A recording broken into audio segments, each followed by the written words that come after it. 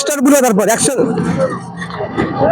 Hello guys, মুর্শিদাবাদে যেহেতু net বন্ধ তার জন্য আমি চলে এসেছি মালদহাতে দাদা বৌদির চিকেন বিরিয়ানি রেস্টুরেন্ট। এখানে খুব একটা সুন্দর একটা জায়গা দেখতে পাচ্ছ, আমি চলে এসেছি।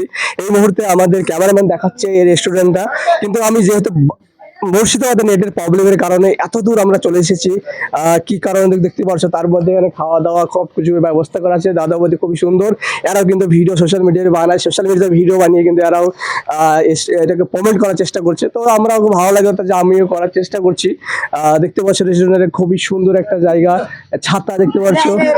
আগে যেহেতু মানুষের গোলা ছিল, আমাদের দিকে মুর্শিদাবাদে গোলা বলে ধান রাখার জন্য, তো সেম সেরকম টাইপের একটা খুবই সুন্দর একটা জায়গা।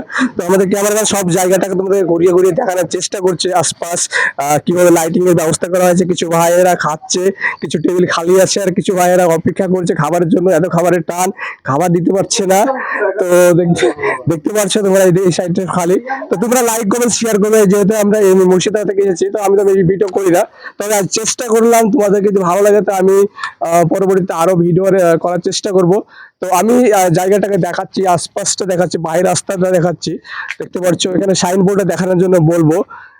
তো আমাদের ক্যামেরাম্যান কিছুর পরে কিন্তু বাইরে থেকে সাইনবোর্ডটাকে দেখাচ্ছে।